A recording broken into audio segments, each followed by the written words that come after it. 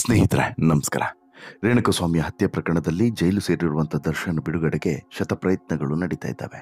ಆದರೆ ಈ ಶತಪ್ರಯತ್ನಗಳು ನಡೆಯುವಂಥ ಸಂದರ್ಭದಲ್ಲಿ ಒಂದು ಬೆಳವಣಿಗೆ ನಡೆದಿರೋದು ಈಗ ಹೊರಗಡೆ ಬರ್ತಾ ಇದೆ.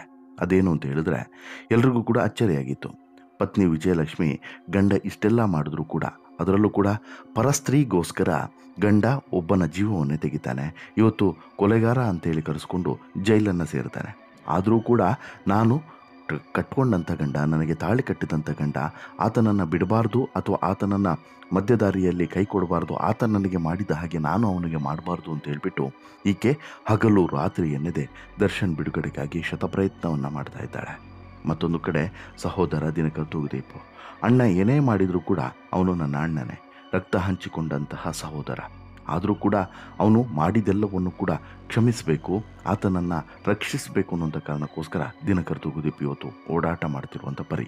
ಮತ್ತೊಂದು ಕಡೆ ತಾಯಿಗೆ ಸಹಜವಾಗಿ ವಯೋಸಹಜವಾದಂತಹ ಒಂದಷ್ಟು ತೊಂದರೆಗಳು, ಜೊತೆಗೆ ತನ್ನ ಪತಿಗೆ ಕೊಟ್ಟಂತಹ ಕಿಡ್ನಿಯಿಂದ ಒಂದೇ ಕಿಡ್ನಿಯಲ್ಲಿ ತನ್ನ ಎಲ್ಲ ಜೀವನವನ್ನು ಸವಿಸ್ಕೊಂಡು ಬಂದಿರುವಂತಹ ತಾಯಿ ಮತ್ತೊಂದು ಕಡೆ ನನ್ನ ಮಗ ಹೊರಗಡೆ ಬಂದರೆ ಸಾಕಪ್ಪ ಅಂತ ಹೇಳಿ ಬೇಡ್ತಾ ಇದ್ದಾಳೆ. ಹೀಗೆ ಮೂರೂ ಭಾಗದಲ್ಲೂ ಕೂಡ ಈ ರೀತಿಯಾದಂಥ ಪ್ರಯತ್ನಗಳು ನಡೀತಾ ಇದ್ದರೆ, ಇನ್ನೊಂದು ಭಾಗದಲ್ಲಿ ಸ್ನೇಹಿತರು ದರ್ಶನನ್ನು ಯಾವುದೇ ಹಂತದಲ್ಲೂ ಕೂಡ ಬಿಟ್ಟು ಕೊಡುವಂಥ ಪ್ರಶ್ನೆ ಇಲ್ಲ. ದರ್ಶನ್ ಏನೇ ಇದ್ದರೂ ನಮ್ಮ ದಾಸ, ನಮ್ಮ ಡಿ ಬಾಸ್, ಅವರು ಹೊರಗಡೆ ಬರಬೇಕು ಅಂತ ಹೇಳಿಬಿಟ್ಟು ಕ್ಷಣವೂ ಕೂಡ ಪ್ರಯತ್ನವನ್ನು ಮಾಡ್ತಿರುವಂಥ ಸ್ನೇಹಿತರು. ಹೀಗೆ ದರ್ಶನ್ ಜೊತೆಗೆ ಇವತ್ತು ಎಲ್ಲರೂ ಕೂಡ ಬೆನ್ನಿಗೆ ನಿಂತಿದ್ದಾರೆ ಸರಿ, ಆದರೆ ಇವರೆಲ್ಲರೂ ಕೂಡ ಒಂದು ಕಂಡೀಷನನ್ನು ಹಾಕಿ ಆ ಕಂಡೀಷನ್ಗೆ ದರ್ಶನ್ ಒಪ್ಪಿದ ಮೇಲೆಯೇ ಇವರೆಲ್ಲರೂ ಕೂಡ ಬೆನ್ನಿಗೆ ನಿಂತಿರೋದು ಅನ್ನೋದು ಈಗ ಹೊರಗಡೆ ಬರ್ತಿರುವಂತಹ ಸ್ಫೋಟಕ ಸಂಗತಿ. ಹಾಗಾದರೆ ಏನದು ಹೊರಗಡೆ ಬಂದಂಥ ಸ್ಫೋಟಕ ಸಂಗತಿ? ಇವರು ಹಾಕಿರುವಂಥ ಕಂಡೀಷನ್ ಏನು? ಅದಕ್ಕೆ ದರ್ಶನ್ ಒಪ್ಪಿದ್ದು ಯಾಕೆ? ಒಪ್ಪದೇ ಇದ್ದಿದ್ರೆ ಏನು ಆಗ್ತಿತ್ತು? ಇವೆಲ್ಲವನ್ನು ಕೂಡ ನಿಮ್ಮ ಮುಂದೆ ಇಡ್ತಾ ಹೋಗ್ತೇನೆ. ಅದಕ್ಕಿಂತ ಮುಂಚೆ ನೀವಿನ್ನೂ ಕೂಡ ನಮ್ಮ ಚಾನಲನ್ನು ಸಬ್ಸ್ಕ್ರೈಬ್ ಮಾಡಿಲ್ಲ ಅಂದರೆ ದಯವಿಟ್ಟು ಈ ಕೂಡಲೇ ಸಬ್ಸ್ಕ್ರೈಬ್ ಮಾಡಿ ಸ್ನೇಹಿತರೆ. ಹೌದು, ಇಲ್ಲಿ ರೇಣುಕಸ್ವಾಮಿಯ ಹತ್ಯೆ ಪ್ರಕರಣದಲ್ಲಿ ದರ್ಶನ್ ಇವತ್ತು ಜೈಲು ವಾಸವನ್ನು ಅನುಭವಿಸೋದಕ್ಕೆ ಕಾರಣ ಮತ್ತು ಇಷ್ಟೆಲ್ಲ ಕಷ್ಟಗಳನ್ನು ಎದುರಿಸೋಕ್ಕೆ ಕಾರಣ one and only reason Pavithra Gowda. ಹೌದು, ಪವಿತ್ರ ಗೌಡ ಅನ್ನುವಂತಹ ಮದನಾರಿಯ ಹಿಂದೆ ಹೋದಂತಹ ಈ ಮದವೇರಿದ ಗಜನಿಗೆ ಇವತ್ತು ಗಜಪ್ರವಾಸವ ಆಗುವಂತಹ ಪರಿಸ್ಥಿತಿ ನಿರ್ಮಾಣ ಆಗಿದೆ. ಇದೆಲ್ಲದಕ್ಕೂ ಕೂಡ ಕಾರಣ ಆಗಿದ್ದು ಈತನಿಗೆ ಇದ್ದಂತಹ ಹುಡುಗಿ ಎನ್ನುವಂತಹ ಚಟ. ಕಟ್ಟಿಕೊಂಡಂಥ ಸುಂದರವಾದಂಥ ಹೆಂಡತಿ ಇರುವಾಗ ಆಕೆ ಜೀವಕ್ಕೆ ಜೀವ ಕೊಡಲು ಕೂಡ ಸಿದ್ಧವಾಗಿದ್ದಾಳೆ. ಹಾಗಿದ್ದರೂ ಕೂಡ ಈ ಮದನಾಂಗಿಯ ಹಿಂದೆ ಹೋದಂಥ, ಅದರಲ್ಲೂ ಕೂಡ ಸೆಕೆಂಡ್ ಹ್ಯಾಂಡ್ ಸುಂದರಿಯ ಹಿಂದೆ ಹೋದಂಥ ದರ್ಶನ್ ಇವತ್ತು ಜೈಲು ಸೇರುವಂಥ ಪರಿಸ್ಥಿತಿ ಬಂದಿದೆ ಅಂತ ಹೇಳಿದ್ರೆ ಆತ ಬುದ್ಧಿ ಕಲೀಲಿಲ್ಲ ಅನ್ನೋದಕ್ಕೆ ಸ್ಪಷ್ಟವಾದಂಥ ಸಾಕ್ಷಿ. ಅದಾಗಲೇ ಒಂದು ಸಲ ಜೈಲು ಸೇರಿದಂಥ ದರ್ಶನ್ ಬುದ್ಧಿ ಕಲ್ತಿದ್ದಿದ್ರೆ ಬಹುಶಃ ಇವತ್ತು ಜೈಲು ಸೇರುವಂಥ ಪರಿಸ್ಥಿತಿ ನಿರ್ಮಾಣ ಆಗ್ತಿರಲಿಲ್ಲ ಅನ್ನೋದರಲ್ಲಿ ಡೌಟೇ ಇಲ್ಲ. ಆದರೆ ಚಿತ್ರದುರ್ಗದ ರೇಣುಕಸ್ವಾಮಿಯನ್ನು ಬೆಂಗಳೂರಿಗೆ ಎತ್ತಾಕೊಂಡು ಬಂದು ಹತ್ಯೆಯನ್ನು ಮಾಡಿ ಭೀಕರವಾಗಿ ಮುಗಿಸಿಬಿಟ್ಟು ಅದರ ಸಾಕ್ಷಿಯನ್ನು ನಾಶ ಮಾಡೋದಕ್ಕೆ ಪ್ರಯತ್ನಪಟ್ಟಂಥ ದರ್ಶನ್ ಸೇರಿ 17 ಮಂದಿಯೂ ಕೂಡ ಇವತ್ತು ಜೈಲಿನಲ್ಲಿದ್ದಾರೆ. ಅದಕ್ಕೆ ಈ ಎಲ್ಲ ಪ್ರಕರಣ ನಡೆಯೋದಕ್ಕೆ ಸೂತ್ರಧಾರೆ ಅಥವಾ ಕಾರಣಕರ್ತೆ ಯಾರು ಅಂತೇಳಿ ಕೇಳಿದರೆ ಅದು ಇದೇ ಪವಿತ್ರ ಗೌಡ ಅನ್ನೋದರಲ್ಲಿ ಎರಡನೇ ಮಾತೇ ಇಲ್ಲ. ಹಾಗಿದ್ದರೂ ಕೂಡ ಪವಿತ್ರ ಗೌಡಳನ್ನು ದರ್ಶನ್ ಇವತ್ತಿಗೆ ನಡೆದುಕೊಂಡಂತಹ ರೀತಿ ಅಥವಾ ನಡೆಸಿಕೊಂಡಂಥ ರೀತಿಯನ್ನು ನಾವು ಯಾರೂ ಕೂಡ ಮರೆಯೋಕ್ಕೆ ಸಾಧ್ಯನೂ ಕೂಡ ಇಲ್ಲ. ಆರೋಪಿಗಳು ಜೈಲಿಗೆ ಹೋಗಿ 60 ದಿನ ಕಳೆದಿದೆ. ಆದರೆ ಈಗ ಪ್ರಶ್ನೆ ಅದಲ್ಲ, ನಟ ದರ್ಶನ್ ಮತ್ತು ಪವಿತ್ರ ಗೌಡ ಸಂಬಂಧ ಮುರಿದು ಬಿತ್ತ ಅನ್ನುವಂಥದ್ದು ಯಾಕೆ? ಮತ್ತು ಈ ಹಿಂದೆನೂ ಕೂಡ ನಾನು ಒಂದು ಸ್ಟೋರಿಯನ್ನು ಮಾಡಿದ್ದೆ. ದರ್ಶನ್ನು ಪವಿತ್ರ ಗೌಡ ಮುಖವನ್ನು ಕೂಡ ನೋಡಲಿಲ್ಲ, ಇನ್ನೂ ನೋಡೋದೂ ಕೂಡ ಇಲ್ಲ. ಈ ಸಂಬಂಧ ಕಂಪ್ಲೀಟಾಗಿ ಮುರಿದು ಬಿದ್ದ ಹಾಗೆ ಆಗಿದೆ ಅಂತೇಳಿ. ಬಟ್ ಯಾಕೆ? ಅದು ಇರುವಂಥದ್ದು ಮೂಲ ಪ್ರಶ್ನೆ. ನೋ ಡೌಟ್ ದರ್ಶನ್ ಪವಿತ್ರ ಗೌಡಳ ಮುಖವನ್ನು ಕೂಡ ನೋಡೋದಕ್ಕೆ ಪಡ್ತಾ ಇಲ್ಲ ಮತ್ತು ಪ್ರಯತ್ನವನ್ನು ಕೂಡ ಮಾಡ್ತಾ ಇಲ್ಲ. ಯಾಕಂತ ಹೇಳಿದ್ರೆ ಅದಕ್ಕೆ ಅವಕಾಶ ಇದೆ. ಸದ್ಯ A1 ಆರೋಪಿಯಲ್ಲಿ ಆಗಿರುವಂತಹ ಪವಿತ್ರ ಗೌಡ ತನ್ನ ಆತ್ಮೀಯ ಗೆಳೆಯನನ್ನು ಬಿಟ್ಟು ಪ್ರತ್ಯೇಕವಾಗಿ ಜಾಮೀನು ಅರ್ಜಿಯನ್ನು ಸಲ್ಲಿಸಿರೋದು ಯಾಕೆ ಅನ್ನೋದು ಇವರಿಬ್ಬರ ಸಂಬಂಧ ಹಳಸಿದೆ ಅನ್ನೋದಕ್ಕೆ ಬೊಟ್ಟು ಮಾಡಿ ತೋರಿಸ್ತಾ ಇದೆ. ನಿಮಗೆ ನಾನು ಈಗಾಗಲೇ ಹೇಳಿದಲ್ವ, ಪವಿತ್ರ ಗೌಡ ಮಾತ್ರ ಇಲ್ಲಿ ಬೇಲ್ ಅಪ್ಲಿಕೇಶನನ್ನು ಹಾಕಿರೋದು, ಅದು ಕೂಡ ದರ್ಶನನ್ನು ಧಿಕ್ಕರಿಸಿ. ನಾನು ಈ ಪ್ರಕರಣದಲ್ಲಿ ಪ್ರಮುಖ ಆರೋಪಿ ಅಲ್ವೇ ಅಲ್ಲ ಅನ್ನೋದನ್ನು ಕೂಡ ಹೇಳಿದ್ದಾಳೆ. ಎಲ್ಲೂ ಕೂಡ ಜೊತೆಗೆ ಅಪ್ಲಿಕೇಶನನ್ನು ಹಾಕಿಲ್ಲ, ದರ್ಶನ್ ಹೆಸರನ್ನು ಅಪ್ಪಿತಪ್ಪಿಯೂ ಕೂಡ ಉಲ್ಲೇಖ ಮಾಡಿಲ್ಲ. ಹೀಗಾಗಿ ಇಲ್ಲಿ ಪವಿತ್ರ ಗೌಡ ಒಂಟಿಯಾಗಿ ತನ್ನ ನಿರ್ಧಾರವನ್ನು ತೆಗೆದುಕೊಂಡಿದ್ದಾಳೆ ಅನ್ನೋದು ಸತ್ಯ. ಕಾರಣ ಏನು ಅಂತ ಹೇಳಿದ್ರೆ, ಈ ಹತ್ಯೆ ಪ್ರಕರಣದಲ್ಲಿ A2 ಆರೋಪಿಯಾಗಿರುವಂಥ ದರ್ಶನ್ ಈವರೆಗೂ ಕೂಡ ಜಾಮೀನು ಅರ್ಜಿಯನ್ನು ಸಲ್ಲಿಸಿಲ್ಲ. ಆದರೆ ಅದಕ್ಕಿಂತ ಮುನ್ನ ಜಾಮೀನು ಅರ್ಜಿಯನ್ನು ಸಲ್ಲಿಸಿ ಒಟ್ಟಿಗೆ ಭಾಗಿಯಾದಂತಹ ಕೇಸ್ನಲ್ಲಿ ಕಾನೂನು ಹೋರಾಟ ಮಾತ್ರ ಬೇರೆಯಾಗಿ ಮಾಡ್ತಾ ಇರೋದು ಎಲ್ರಿಗೂ ಕೂಡ ವಿಚಿತ್ರ ಅಂತೇಳಿ ಅನಿಸಿತ್ತು. ಯಾಕೆ ವಿಚಿತ್ರ ಅದನ್ನೇ ಹೇಳ್ತಾ ಹೋಗ್ತೀನಿ ನೋಡಿ. ಪರಪ್ಪನ ಅಗ್ರಹಾರದಲ್ಲಿ ಕಳೆದ 2 ತಿಂಗಳಿನಿಂದ ಇವರಿಬ್ಬರು ಕೂಡ ಇದ್ದಾರೆ. ದರ್ಶನ್ ಮತ್ತು ಪವಿತ್ರ ಗೌಡ ಅಲ್ಲೇ ಇದ್ರೂ ಕೂಡ ಪರಸ್ಪರ ಭೇಟಿಯಾಗಿಲ್ಲ. ಜೈಲು ನಿಯಮಗಳ ಪ್ರಕಾರ ಪರಸ್ಪರ ಭೇಟಿಗೆ ವಾರದಲ್ಲಿ 1 ದಿನ ಅವಕಾಶ ಇರ್ತದೆ.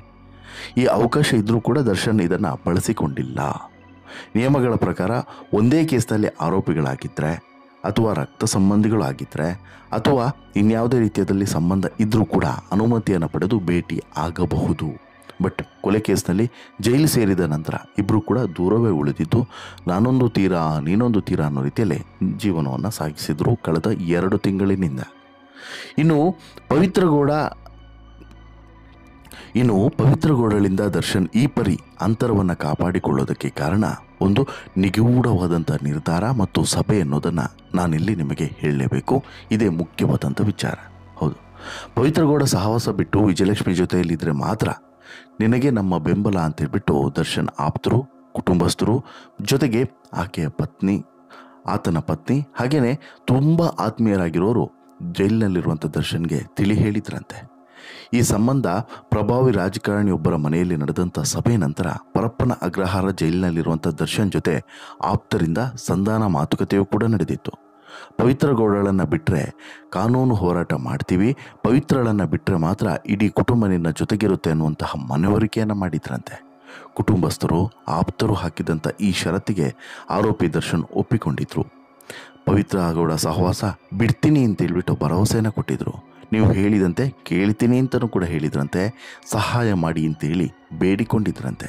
ಹೀಗಾಗಿ ಈಗ ಅಂತಿಮವಾಗಿ ಪವಿತ್ರ ಗೌಡಳನ್ನು ಬಿಟ್ಟಂತಹ ದರ್ಶನ್ ಯಾವ ಕಾರಣಕ್ಕೂ ಕೂಡ ಪವಿತ್ರ ಗೌಡಳ ಮುಖವನ್ನು ಕೂಡ ನೋಡೋದಿಲ್ಲ ಅನ್ನುವಂತಹ ತೀರ್ಮಾನವನ್ನು ಮಾಡಿದ ಬಳಿಕವೇ ಇಲ್ಲಿ ಪತ್ನಿ ವಿಜಯಲಕ್ಷ್ಮಿ, ಸಹೋದರ ದಿನಕರ್ ತೂಗುದೀಪ್, ತಾಯಿ ಮೀನಾ ತೂಗುದೀಪ್, ಜೊತೆಗೆ ದರ್ಶನ್ ಸ್ನೇಹಿತರು ಎಲ್ಲರೂ ಕೂಡ ಬಂದು ದರ್ಶನ್ ಬೆನ್ನಿಗೆ ನಿಂತಿದ್ದಾರೆ. ಅದರಲ್ಲೂ ಕೂಡ ಪ್ರಮುಖವಾಗಿ ರಾಕ್ಲೈನ್ ವೆಂಕಟೇಶ್ ಆಗಿರ್ಬೋದು, ಸುಮಲತಾ ಅಂಬರೀಶ್ ಅವರಾಗಿರ್ಬೋದು, ಇವರೆಲ್ಲರೂ ಕೂಡ ದರ್ಶನ್ ಬೆನ್ನಿಗೆ ಇವತ್ತು ನಿಂತಿರೋದು ಇದೇ ಕಾರಣಕ್ಕೆ. ಈ ಸಭೆ ಆಗಿರೋದು ಬೇರೆ ಯಾರ್ದೋ ಮನೆಯಲ್ಲ, ಇದೇ ಸುಮಲತಾ ಅಂಬರೀಶ್ ಅವರ ಮನೆಯಲ್ಲಿ ಅನ್ನೋದು ಕೂಡ ಗೊತ್ತಾಗಿದೆ. ಸುಮಲತಾ ಅಂಬರೀಶ್ ಅವರು ಮೊದಲಿಗೆ ಅಂತರವನ್ನು ಕಾಯ್ದುಕೊಂಡಿದ್ದು ಕೂಡ ಇದೇ ಕಾರಣಕ್ಕೆ. ಒಂದು ಪವಿತ್ರವಾದಂಥ ಸಂಬಂಧ ಆಗಿದ್ದರೆ ಅವತ್ತೇ ಡೇವನ್ನೇ ಎಲ್ಲರೂ ಕೂಡ ಬೆಂಬಲವನ್ನು ಕೊಡ್ತಿದ್ರು. ಬಟ್ ಇದು ಅಪವಿತ್ರವಾದಂಥ ಸಂಬಂಧ. ದರ್ಶನ್ ಯಾವತ್ತು ಅಲರ್ಟ್ ಆಗಬೇಕಾಗಿತ್ತು ಗೊತ್ತಾ? ಮೈಸೂರಿನಲ್ಲಿ ಒಂದು ಗಲಾಟೆ ಆಯ್ತಲ್ಲ, ಪಬ್ನಲ್ಲಿ ಹೋಗಿಬಿಟ್ಟು ಗಲಾಟೆಯನ್ನು ಮಾಡಿದ್ರಲ್ಲ, ಅಲ್ಲಿನ ವೇಟರ್ಗೆ ಹಿಗ್ಗಾಮುಗ್ಗ ಹೊಡೆದ್ರಲ್ಲ, ಅವತ್ತೇ ದರ್ಶನ್ ಎಚ್ಚೆತ್ತುಕೊಳ್ಬೇಕಾಗಿತ್ತು. ಇದನ್ನೇ ಇಂದ್ರಜಿತ್ ಲಂಕೇಶ್ ಅವತ್ತು ಹೇಳಿದ್ರು, ಈ ದರ್ಪ ದೌಲತ್ತುಗಳನ್ನು ಬಿಡಬೇಕು ಅಂತೇಳಿ. ಅವತ್ತು ಒಂದು ವೇಳೆ ದರ್ಶನ್ ಬದಲಾಗಿದ್ದಿದ್ರೆ ಇವತ್ತು ಇಂತಹ ಸ್ಥಿತಿ ನಿರ್ಮಾಣ ಆಗ್ತಿರಲಿಲ್ಲ ಅನ್ನೋದನ್ನು ಸೂಕ್ಷ್ಮವಾಗಿ ನಾವು ಗಮನಿಸಬೇಕು. ಹೀಗಾಗಿ ವಾಟ್ ಎವರ್ ಇಲ್ಲಿವರೆಗೆ ಆಗಿದ್ದಾಯಿತು. ಮನುಷ್ಯನಿಗೆ ಎಲ್ಲವೂ ಕೂಡ ಒಂದು ಅವಕಾಶ ಅಂತೇಳಿ ನಾವೆಲ್ಲರೂ ಕೂಡ ಭಾವಿಸ್ತೀವಿ. ಇಲ್ಲಿ ದರ್ಶನ್ಗೂ ಕೂಡ ಒಂದು ಅವಕಾಶ ಸಿಕ್ಕಿದೆ. ಈ ಅವಕಾಶವನ್ನು ದರ್ಶನ್ ಸದುಪಯೋಗಪಡಿಸ್ಕೊಂಡು ತಾನು ಈ ಪ್ರಕರಣದಿಂದ ಹೊರಗಡೆ ಬರುವಂಥ ಯತ್ನವನ್ನು ಮಾಡಿ ನಂತರ ಪವಿತ್ರ ಗೌಡಳ ಅನ್ನುವಂತಹ ಒಂದು ಮಾಯಾಂಗನೆಯ ಸಹವಾಸವನ್ನು ಬಿಟ್ಟು ಸುಂದರವಾದಂಥ ಸಂಸಾರ ಏನಿದೆ ದರ್ಶನ್ಗೆ, ಆ ಸುಂದರವಾದಂಥ ಸಂಸಾರದಲ್ಲಿ ತನ್ನ ಹಳೆಯ ಸ್ನೇಹಿತರ ಜೊತೆಗೆ ಜೀವನವನ್ನು ಸಾಗಿಸಿದರೆ ಜೀವನವೂ ಕೂಡ ಸುಂದರ ಆಗ್ತದೆ. ಜೊತೆಗೆ ಅಂಟಿರುವಂಥ ಕೆಲವೊಂದು ಕಳಂಕಗಳಾದರೂ ಕೂಡ ಸ್ವಲ್ಪವಾಗಿ ಮಾಯ ಆಗ್ತಾ ಹೋಗ್ತದೆ ಅನ್ನೋದರಲ್ಲಿ ಅನುಮಾನನೇ ಇಲ್ಲ. ನಿಮಗೇನಿಸುತ್ತೆ ಸ್ನೇಹಿತರೆ ಈ ಘಟನೆಗಳ ಬಗ್ಗೆ? ಪವಿತ್ರ ಗೌಡಳ ಸಂಬಂಧವನ್ನು ದರ್ಶನ್ ಕಡಿದುಕೊಂಡದೇ ಇದ್ದರೆ ಇನ್ನೇ ಏನೇನು ಅಪಾಯಗಳು ಆಗಬಹುದು ಅಂತೇಳಿ ನಿಮ್ಗೆ ಅನಿಸುತ್ತೆ? ಪವಿತ್ರ ಗೌಡಳ ಸಂಬಂಧವನ್ನು ದರ್ಶನ್ ಕಂಪ್ಲೀಟಾಗಿ ಬಿಡೋದು ಒಳ್ಳೆಯದು ಅಂತೇಳಿ ನಿಮಗೂ ಅನಿಸುತ್ತಾ? ದಯವಿಟ್ಟು ಕಮೆಂಟ್ ಮಾಡಿ ತಿಳಿಸಿ. ಜೊತೆಗೆ ಈ ಸ್ಟೋರಿ ಇಷ್ಟ ಆಯಿತು ಅಂತ ಹೇಳಿದ್ರೆ ಲೈಕ್ ಮಾಡಿ, ಶೇರ್ ಮಾಡಿ, ಚಾನಲ್ಗೆ ಸಬ್ಸ್ಕ್ರೈಬ್ ಆಗೋದನ್ನು ಮರಿಬೇಡಿ. ಧನ್ಯವಾದ.